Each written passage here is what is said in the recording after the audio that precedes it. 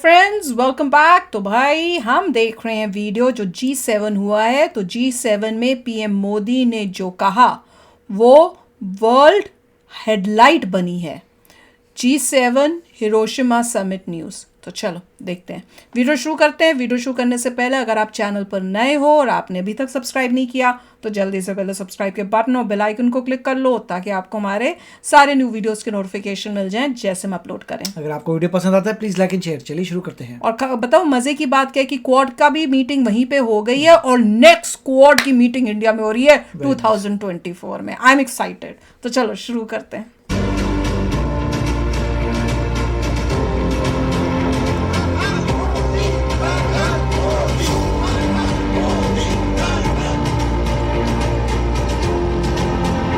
अरे वाह, साहा दिखा रहे हैं शुरू से। जैसे दुनिया के सबसे शक्तिशाली देश के लीडर जो बाइडेन और सबसे बड़े लोकतांत्रिक देश हिंदुस्तान के प्रधानमंत्री नरेंद्र मोदी।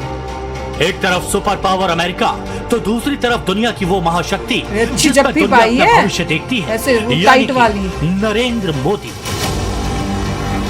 जिस वक्त जो बाइडेन और मोदी गले मिल रहे थे जोर से ऐसे किया, फिर उसका दुनिया के कई बड़े लीडर्स मौजूद थे।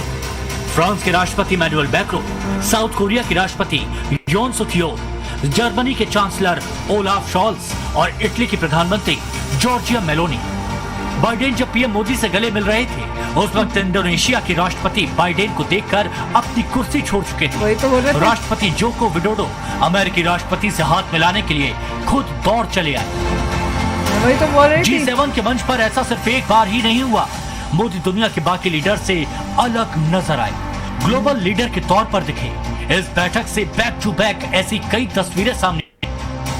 अब जरा दूसरी तस्वीर देखिए। G7 फैमिली फोटो के लिए नेताओं को बुलाया गया। एक एक करके सभी लीडर्स फोटो शूट के लिए तय की गई जगह पर पहुंचना शुरू करते हैं। तभी कैमरे पर फ्रांस के राष्ट्रपति इमैनुअल मैक्रोन नजर आते हैं। मैक्रो सीढ़ियां चढ़ते हैं फिर रुक जाते हैं। वो किसी का इंतजार करने लगते हैं। मोदी जी का मैक्रो बड़ी बेसब्री के साथ किसी का इंतजार कर रहे थे और फिर थोड़ी देर बाद कैमरे पर पीएम मोदी नजर आते हैं। मोदी को देखते ही मैक्रो का चेहरा खिल जाता है। अपने प्रिय दोस्त मोदी को लेकर मैक्रो आगे बढ़ते हैं। अब इस तस्वीर को देखिए। किसको फोटोशूट के लिए कहां खड़ा होना है, किस जगह खड़ा होना है, ये सब पहले से तय होता है। इस फ्रेम को ध्यान से देखिए। जहां पीएम मोदी खड़े हैं उससे ठीक नीचे एक पर्ची चिपकाई गई है। ऐसे ही अमेरिकी राष्ट्रपति जो बाइडेन और फ्रांस के राष्ट्रपति इमैनुअल मैक्रो के पैरों के बीच भी नजर आ रही है। अब दुनिया के इन बड़े लीडर्स को देखिए। ये सभी लीडर्स झुक झुक कर अपने नाम की पर्ची ढूंढ रहे हैं। पहले से तय जगह पर फोटोशूट के लिए खड़े हुए। फिर फोटोशूट होता है, फोटो सेशन होता है। इंडिया को फ्रांस और अमेरिका के साथ जगह दी जाती है। G7 के फैमिली फोटो का दौर खत्म होता है। इसके बाद एक और बड़ी तस्वीर सामने आती है। जर्मनी और फ्रांस जिस जापान के हिरोशिमा में G7 की बैठक हो रही है उसी जापान के प्रधानमंत्री फुमियो किशिदा मोदी को सी ऑफ करने के लिए आगे आते हैं। बाइडेन और दुनिया के तमाम बड़े लीडर्स को छोड़कर वो मोदी का हाथ थाम लेते हैं। देखने में तो ये तस्वीरें बस एक मीटिंग की तस्वीरें नजर आती हैं, लेकिन इन तस्वीरों का मैसेज बड़ा है। इन तस्वीरों को चीन में भी मॉनिटर किया जा रहा है और पाकिस्तान लीडर्स को भी इन तस्वीरों से पैनिक अटैक आ रहा है। एक दिन में 3 बड़े देश के 3 बड़े लीडर्स मोदी के साथ कैसे जुड़ते हैं, ये बात इन तस्वीरों से साफ होती है। तभी तो मोदी कहते हैं कि दुनिया झुकती है, बस झुकाने वाला चाहिए। मोदी ही वर्ल्ड लीडर है, मोदी ही ग्लोबल पावर सेंटर है। ये बात दुनिया भी मानती है। के टॉप लीडर्स को लेकर जो लेटेस्ट सर्वे आया है उस सर्वे में भी मोदी को एक बार फिर वर्ल्ड लीडर बताया गया है। अमेरिकी कंपनी मॉर्निंग कंसल्ट में सर्वे से पीएम मोदी ने 22 लोकतांत्रिक देशों के नेताओं को पछाड़कर नंबर 1 की कुर्सी पर कब्जा किया। 11 अप्रैल को मोदी की अप्रूवल रेटिंग 76 थी, जो एक महीने में ही 2 पॉइंट की बढ़त के साथ अब 78 पर पहुंच गई है। ऑस्ट्रेलिया के प्रधानमंत्री एंथनी अल्बनीज 53% के साथ चौथे नंबर पर। इटली की पीएम जॉर्जिया मेलोनी को 49% की अप्रूवल रेटिंग के साथ 5वें नंबर पर और अमेरिकी राष्ट्रपति जो बाइडेन 40% के साथ 6ठे नंबर पर और ब्रिटेन के प्रधानमंत्री ऋषि सुनक 30% के साथ 10वें नंबर पर हैं। ये जाने की है। मोदी जापान में जो कुछ कर रहे हैं इसे पूरी दुनिया मॉनिटर कर रही है। मोदी एक्शन में है और मोदी का एक्शन देखकर चीन, पाकिस्तान पाकिस्तान को डर लग रहा है और चीन और पाकिस्तान को इस बात से डरना भी चाहिए। इसके पीछे की बड़ी वजह इस तस्वीर से समझिए। एक कहावत है कि अगर किसी को लकीर छोटा करना है तो जरूरी नहीं कि आप उस लकीर को मिटाओ, आप उस लकीर के पैरेलल एक दूसरी लंबी लकीर खींच दीजिए। पहली लकीर अपने आप छोटी हो जाएगी। मोदी चीन के साथ यही कर रहे हैं। यूक्रेन के राष्ट्रपति जेलेंस्की जापान के हिरोशिमा पहुंचे। पीएम मोदी और जेलेंस्की के बीच मीटिंग हुई। इससे पहले यूक्रेनी राष्ट्रपति जेलेंस्की सऊदी अरब के दौरे पर थे, जहां वो अरब लीग के नेताओं से मुलाकात कर रूस के खिलाफ समर्थन मांग रहे थे। सऊदी अरब से जेलेंस्की सीधे मोदी की मीटिंग के लिए जापान के हिरोशिमा पहुंचे, जहां दोनों नेताओं के बीच अहम बैठक हुई। जेलेंस्की और मोदी के बीच पहली फेस टू फेस मीटिंग थी। इससे पहले जेलेंस्की और पीएम मोदी के बीच कई बार फोन पर बात हो चुकी है, लेकिन ये पहला मौका था जब इस तरीके से जेलेंस्की और मोदी के बीच एक कमरे में बैठकर बातचीत हुई। इस बैठक में पीएम मोदी ने कहा, यूक्रेन युद्ध दुनिया में एक बड़ा मुद्दा है। मैं इसे सिर्फ अर्थव्यवस्था या राजनीति का मुद्दा नहीं मानता, मेरे लिए ये मानवता का मुद्दा है। भारत और मैं युद्ध के समाधान के लिए जो कुछ भी कर सकते हैं करेंगे। इस खबर से बीजिंग की बेचैनी बढ़ गई, क्योंकि हिरोशिमा में जो कुछ हो रहा है चीन सरकार उसे मॉनिटर कर रही है और जेलेंस्की मोदी से मीटिंग कर रहे हैं, मोदी से मदद मांग रहे हैं। इस खबर से चीन को मिर्ची लग गई है, क्योंकि जिनपिंग खुद को सबसे बड़ा लीडर और चीन को सबसे शक्तिशाली देश बनाना चाहते हैं। इसके लिए चीन ने रूस और यूक्रेन की मध्यस्थता की कोशिश की थी। चीन ने मध्यस्थता की कोशिश करते हुए यूक्रेन को प्रस्ताव भेजा था, जिसे यूक्रेन ने पूरी तरह से खारिज कर दिया था।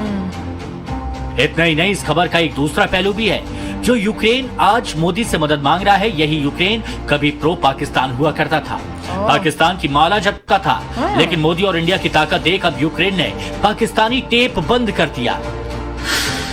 इतना ही नहीं, चीन की बौखलाहट तो मोदी के जापान पहुंचने पर ही सामने आ गई थी। दुनिया में मोदी का बढ़ते कद को देखकर चीन इतना बौखला गया कि उसने जम्मू कश्मीर में होने वाली G20 बैठक से खुद को अलग कर लिया। चीन G20 की बैठक में शामिल नहीं हो और इसके लिए वो उल्टे सीधे तर्क दे रहा है। अच्छा। लेकिन मोदी को ऐसी बातों से कोई फर्क नहीं पड़ता। मोदी ने तो अपनी एक चाल से अपने दो विरोधियों का काम तमाम कर दिया।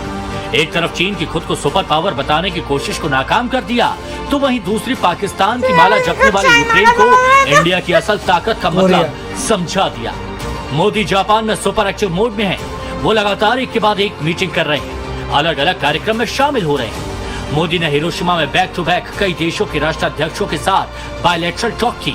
अमेरिकी राष्ट्रपति जो बाइडेन के साथ बैठक की। जापान के प्रधानमंत्री फुमियो किशिडा और हिरोशिमा के मेयर मात्सुई काजुमी के साथ बैठक की। पीएम मोदी ने वियतनाम के प्रधानमंत्री फाम मिन चेन से द्विपक्षीय वार्ता की। इन सब के साथ व्यापार, अर्थव्यवस्था और संस्कृति के मुद्दे पर चर्चा हुई। आज मित्रों के बीच इस क्वाड समिट में भाग लेते हुए मुझे प्रसन्नता है।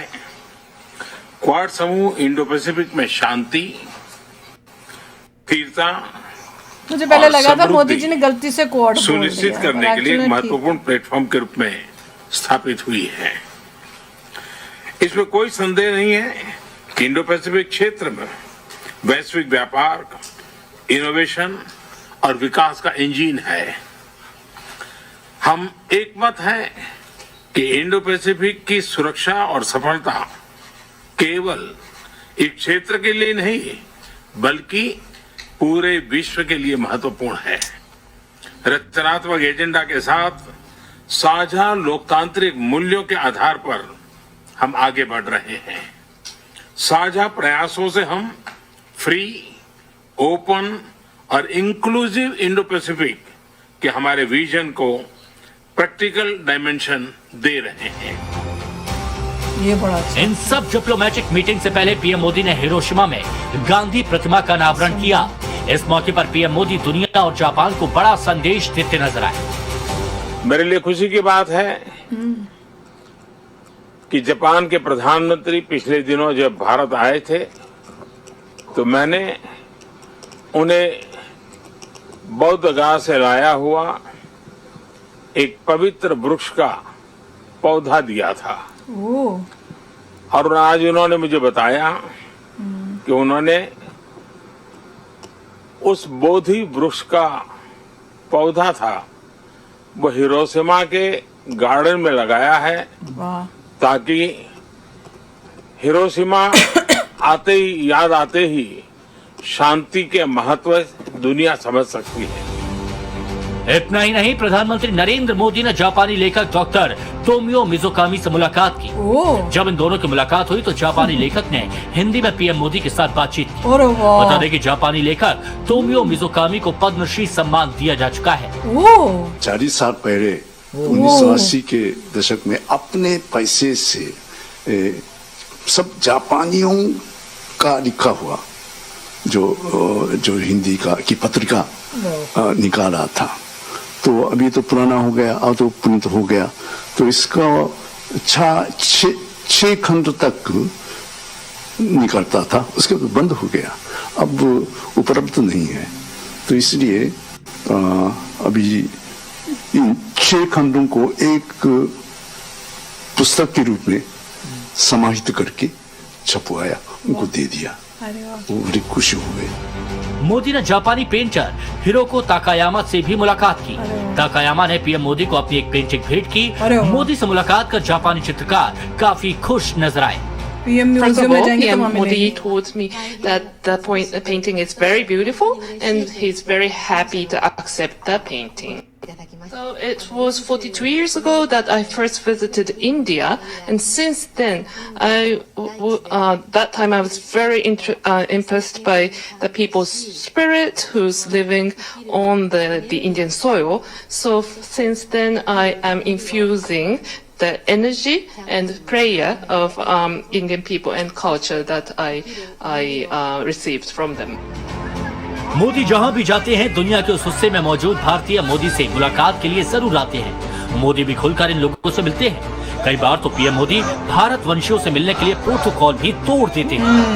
ऐसा ही हिरोशिमा में भी हुआ। एक महिला ने तो मोदी के सामने खुद को चाय वाला भी बता दिया, जिससे सुनकर मोदी भी हंसने लगे। मोदी जी, मैं चाय वाली हूँ। चाय वाले।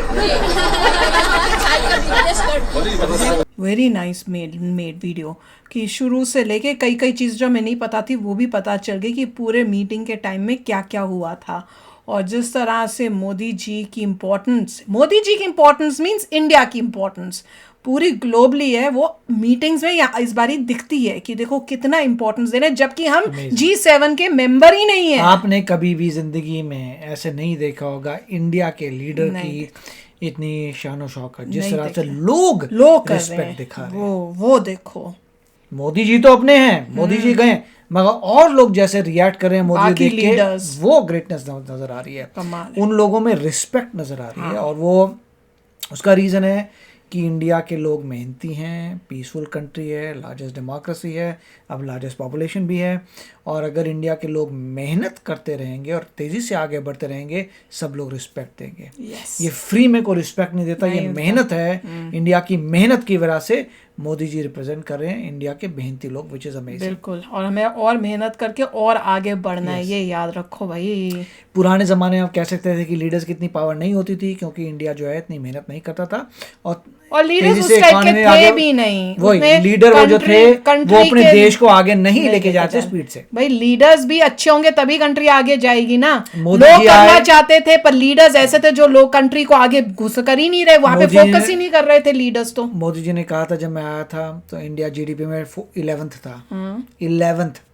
अगर पुरानी गवर्नमेंट होती धीरे धीरे टुक करके 11 से 10 तक पहुंच जाते, बस यहाँ पे 5th आ गए हैं। तो मतलब अभी देखो 3rd, यही मोदी जी कह रहे थे कि जब मैं आया था तो 10th 11th थे, कहीं हमारा नामो निशान नहीं था, आज हम 5th आ गए हैं। तो खाली ये नहीं बोल सकते कि लोगों की मेहनत है, लीडर आपके पास अच्छा होगा तभी लीडर और लोगों की मेहनत, क्योंकि लीडर जो है लोगों को अपॉर्चुनिटी दे रहा है मेहनत करने की। वहां पे पहले करप्शन खत्म, पहले तो रोका जा रहा था, वहां आप करना चाहते थे, आपको मिल ही नहीं रही थी वो चीजें जिससे आपको पहले इंपोर्ट आप कर सको। तो दिस इज अमेजिंग यार, मजा ही आ गया है। तो चलो फ्रेंड्स, चलते हैं, मिलेंगे नेक्स्ट वीडियो में बहुत ही जल्द। Till then take care and bye bye. तो अगर आप मेरे इस चैनल पे नए हो तो जल्दी से सब्सक्राइब के बटन को हिट करो और बेल आइकन को क्लिक करो, ताकि आपको मेरा जब नया वीडियो मैं लगाऊं आपको उसके बारे में जल्दी से पता चल जाए।